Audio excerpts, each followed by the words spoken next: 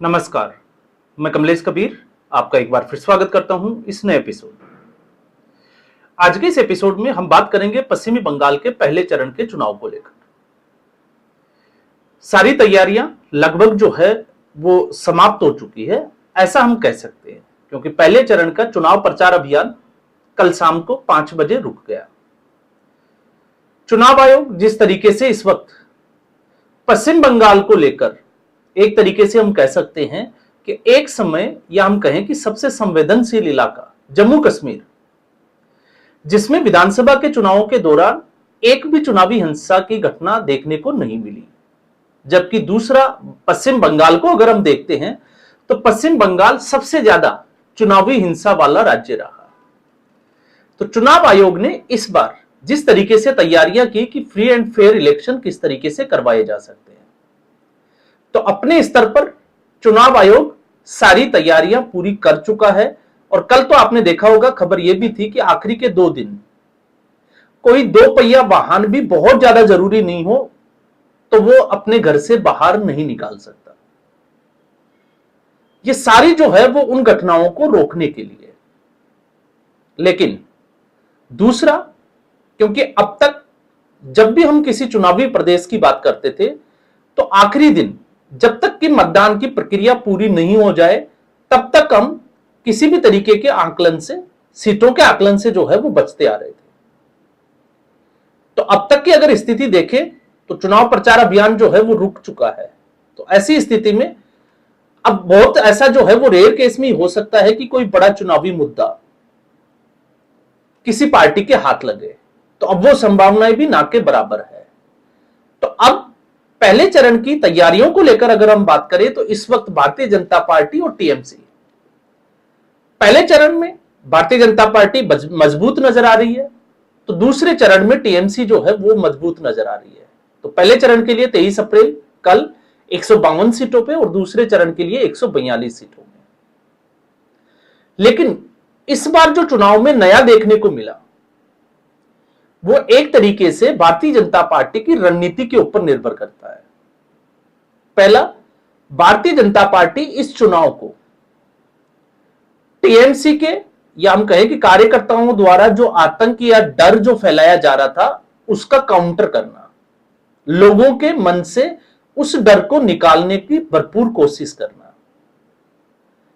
और कुछ जगह से रिपोर्टिंग के आधार पर हम ये कह सकते हैं कि भारतीय जनता पार्टी इसमें कामयाब होती हुई दिखाई भी दे रही है। चुनाव आयोग की तैयारियां और भारतीय जनता पार्टी की रणनीति, और उसमें उस रणनीति में अगर आप खास देखोगे तो उसमें है लगभग 15 दिनों के आसपास केंद्रीय गृह मंत्री अमित शाह का पश्चिम बंगाल का प्रवास। यह दिखाता है कि बीजेपी की रणनीति क्या है।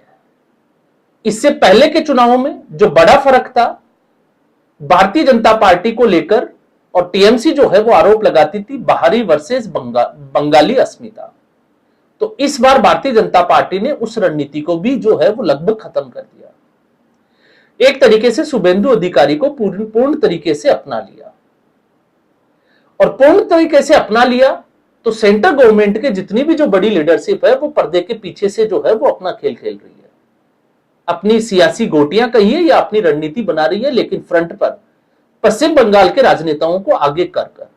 तो एक जो नैरेटिव की जो लड़ाई थी भारतीय जनता पार्टी ने उसको समाप्त कर दिया ममता बनर्जी की तरफ से। और स्थिति यह है कि शुभेंदु अधिकारी पश्चिम बंगाल की उस सीट से भी चुनाव लड़ रहे हैं जहां से ममता बनर्जी इस बार चुनाव लड़ रही है। पिछली बार हराया, और इस बार आगे बढ़कर जो है वो उन्होंने एक तरीके से हम कह सकते हैं कि चुनावी कमान संभाली। ये भारतीय जनता पार्टी के लिए एक सुखद और सबसे अच्छी खबर थी। जबकि टीएमसी की इतनी हिम्मत नहीं हुई कि जहां शुभेंदु अधिकारी चुनाव लड़ रहे हैं उस सीट से ममता बनर्जी अपना पर्चा दाखिल कर सके। तो इसलिए यह चुनाव जो है वो ज्यादा रणनीति के हिसाब से अगर आप देखोगे तो थोड़ा सा भारतीय जनता पार्टी की तरफ से उसी दिन से जो है वो झुकता हुआ दिखाई दिया। इसके अलावा ममता बनर्जी के पास, या ममता बनर्जी को इस बार भारतीय जनता पार्टी ने मौका ही नहीं दिया रणनीति बनाने का, मुद्दा जिसको हम कहें, तो मुद्दा विहीन दिखाई दी ममता बनर्जी। पहले जो है वो चुनाव आयोग को लेकर, एसआईआर को लेकर भरपूर प्रयास किया गया, खुद जो है वो वकील बनकर सुप्रीम कोर्ट तक पहुंची, लेकिन जैसे ही नारी शक्ति वंदन संसद में गिरा, या हम कहें कि उसको सीधे तौर पर संविधान का 131वां संशोधन अधिनियम गिरा, तो ममता बनर्जी परीक्षी मन पर आ गई, उस मुद्दे पर रुकी ही नहीं। इसके अलावा ममता बनर्जी झालपुरी की जो है वो बात करने लगी। इससे भी आपको थोड़ा सा अंदाजा लगेगा कि स्थिति क्या है। और एक अपने आप को हार तय कर लेना कि टीएमसी जो है वो चुनाव हार रही है, कई बयानों में ममता बनर्जी के साफ तौर से दिखाई देता है। तो रणनीति, और फिर दूसरा आता है धरातल की स्थिति, रियलिटी। इन दोनों में परसेप्शन की लड़ाई और रियलिटी की लड़ाई, वास्तविकता की। तो परसेप्शन में बीजेपी बहुत आगे दिखाई दे रही है, लेकिन रियलिटी में 2021 में आपने देखा परसेप्शन में बीजेपी ने परसेप्शन जरूर बनाया, लेकिन ग्राउंड की स्थिति बीजेपी की उतनी स्ट्रांग नहीं थी। तो जब हम 152 सीटों की अलग अलग तरीके से जो है वो इस वक्त आकलन चल रहा है, लेकिन इसमें इंपॉर्टेंट क्या है? आखिर भारतीय जनता पार्टी, या हम कहें कि पश्चिम बंगाल में नरेंद्र मोदी की रैलियों को अगर आप एक, जिसको हम कहें कि क्रमागत रूप में देखते हो, तो आपको नजर आएगा कि इतना जोर जो है वो भारतीय जनता पार्टी क्यों और किस वजह से जो है वो लगा रही है। और इन सीटों की अगर हम बात करते हैं तो वो सीटें आती है पुरुलिया, इसके अलावा बांकुड़ा, मेदिनीपुर, आप झारग्राम की बात कर सकते हैं, जहां पर नरेंद्र मोदी एक के बाद एक जो है वो लगातार रैलियां करते हुए नजर आए। क्यों करते हुए नजर आए? आखिर बीजेपी को ऐसा क्या दिखा? अगर उस पे आए तो यहां पर 84 सीट पश्चिम बंगाल में आरक्षित है, और इन आरक्षित सीटों में 68 सीटें अनुसूचित जाति और 16 सीटें अनुसूचित जनजाति की आती है। आपने देखा होगा ये वही इलाका है जहां पर झारखंड के मुख्यमंत्री हेमंत सोरेन भी जोर लगा रहे हैं। वो आदिवासियों की बात करते हुए नजर आते हैं, चाय के बागानों में काम करने वाले मजदूरों की बात करते हुए नजर आते हैं। तो 84 सीटें 152 के बजाय ये 84 सीट जो है उसका गणित क्या है, और बीजेपी इतनी जो है वो आश्वस्त क्यों है और इतना जोर क्यों लगा रही है? तो इसके पीछे की कहानी को समझना है तो आपको शुरू करना पड़ेगा 2006 से। 2006 में वाम मोर्चा की सरकार थी, लेफ्ट की, और लगभग 34 साल तक लेफ्ट की सरकार रही। तो लेफ्ट की उन सरकारों में अगर आप देखोगे तो 2006 से पहले का आंकड़ा तो हम नहीं लेंगे, लेकिन 2006 में वाम मोर्चा लगभग 72 सीटों पर जीत हासिल करके आया था इन 84 सीट में से। एक तरफा जीत, आप कह सकते हैं बंगाल की राजनीति का थर्मामीटर।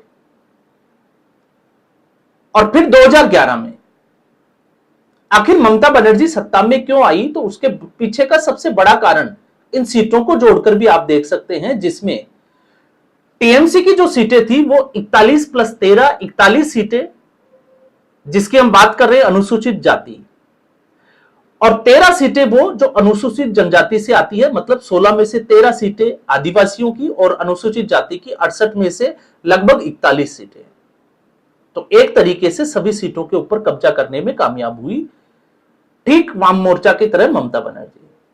2016 में ममता बनर्जी का यह मजबूत गढ़ रहा एक बार फिर से, और यह उस स्थिति की बात है जब भारतीय जनता पार्टी यहां पर ना के बराबर थी।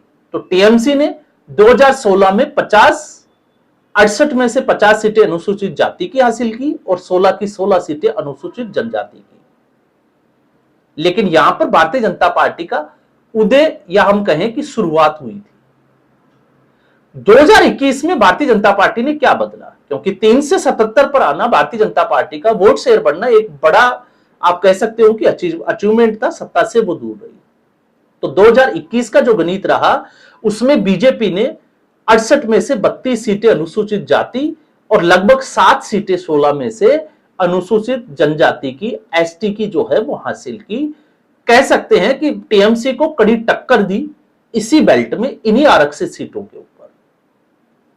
तो टीएमसी जो है वो 36, 50 और 16, और यहां पर आ जाती है 36 और 9 पर। तो आप समझ सकते हैं कि भारतीय जनता पार्टी इन सीटों पर जोर क्यों न लगा रही है। अब एक नया फैक्ट्स जिसके हम यहां पर बात भी कर सकते हैं, लगातार जो है वो एसआईआर की बात की जाती है, और एसआईआर को जब हम देखते हैं तो एक आंकलन निकल कर आता है कि भवानीपुर से ममता बनर्जी अपनी सीट हार सकती है। तर्क सबके है कि एसआईआर की प्रक्रिया के दौरान वोट जो है वो हट गए।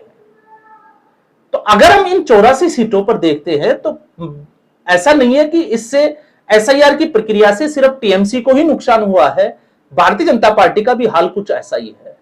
तो एसआईआर की प्रक्रिया के दौरान इन सभी 84 सीट पे लगभग 1,87,000 के आसपास वोट जो है वो हटे हैं, जिसमें से अगर आप बीजेपी जो जीती उन सीटों की और टीएमसी जीतने वाली सीटों की अगर आप बात करो तो 1,32,800 वोट जो है वो बीजेपी की उन सीटों से हटे हैं जिसपे बीजेपी 21 में जीती थी, और लगभग 54,000 वोट उन सीटों से हटे हैं जहां से टीएमसी जीती थी। 36 सीटों से, 36 + 9 आप देख सकते हैं 45 सीटों से। तो एक तरीके से इस लड़ाई में अगर आप देखोगे तो फिर टीएमसी आपको आगे दिखाई देती है, क्योंकि बीजेपी की हर एक सीट से लगभग 3,500 3,400 से औसत 3,500 वोट कटे हैं, जबकि टीएमसी के सिर्फ 1,200 वोट ही जो है वो कटे हैं, अगर आप इसको टीएमसी और बीजेपी के हिसाब से देखते हैं। और अगर आप ओवरऑल जो है वो चुनावी गणित के हिसाब से देखते हैं तो भारतीय जनता पार्टी को ये सीटें ज्यादा आसान लगती है, और भारतीय जनता पार्टी पहले फेज में पूरी ताकत के साथ इसीलिए उतरी है कि इन सीटों में ज्यादा से ज्यादा स्ट्राइक रेट के साथ भारतीय जनता पार्टी जीत हासिल करे, ताकि उसकी चुनौती दूसरे जो चरण है, क्योंकि दूसरे चरण में निर्भर करेगा मुस्लिम वोटरों के ऊपर, और जहां मुसलमान वोटर की बात आती है तो फिर भारतीय जनता पार्टी के हाथ खाली रह जाते हैं। हालांकि अब जो है वो एक ट्रेंड बदला है, लेकिन उस ट्रेंड के बदलने के बावजूद अभी भी मुस्लिम वोटर जो है वो भारतीय जनता पार्टी के पकड़ से दूर है।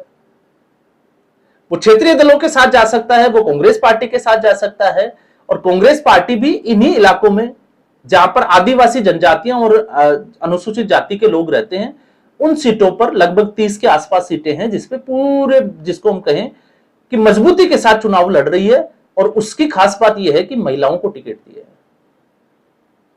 लेकिन अगर कांग्रेस पार्टी कुछ सीटों पर वोट हासिल करने में कामयाब होती है तो फिर इसका नुकसान टीएमसी को होता है, भारतीय जनता पार्टी को होता हुआ दिखाई नहीं देता। तो कांग्रेस पार्टी क्या कर रही है वो पूरा देश देख रहा है, क्योंकि कल भी आपने देखा कि मल्लिकार्जुन खड़गे ने आतंकवादी नरेंद्र मोदी को आतंकवादी कहा, और फिर उसको जो है वो इस चुनावी गणित के साथ जोड़कर देख रहे हैं, चाहे वो टीएमसी हो या कांग्रेस हो। तो जब जब नरेंद्र मोदी के ऊपर अटैक किया, नरेंद्र मोदी को फायदा हुआ, इसको हम नकार नहीं सकते, लेकिन इसका फायदा उतना भी नहीं होगा क्योंकि सामने कांग्रेस पार्टी नहीं है, सामने टीएमसी पार्टी है।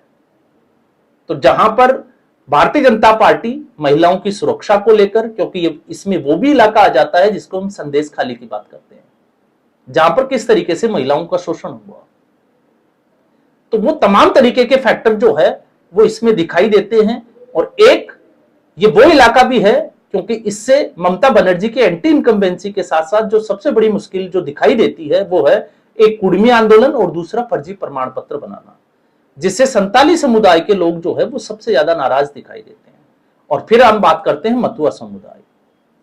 2019 के लोकसभा चुनाव से पहले बीजेपी ने वादा किया, लेकिन 2021 में उसको पूरा नहीं किया। लेकिन इस बार भारतीय जनता पार्टी ने उस मथुआ समुदाय को नागरिकता देने के लिए बड़े पैमाने पर जो है वो काम किया है धरातल पर, और वो दिखाई भी दे रहा है। तो इससे आप अंदाजा लगा सकते हैं कि पहला चरण क्यों जरूरी है दोनों पार्टियों के लिए, और लड़ाई जो है वो कहां आकर रुकती है। तो 152 सीटों के बजाय अगर आप 84 सीट्स का आकलन करोगे तो आपको समझ में आएगा कि इस फेज में क्या होने वाला है। तो आज के एपिसोड में बस इतना ही। उम्मीद करूंगा वीडियो एपिसोड आपको पसंद आया होगा। वीडियो को लाइक करें, शेयर करें, चैनल जरूर सब्सक्राइब करें। धन्यवाद।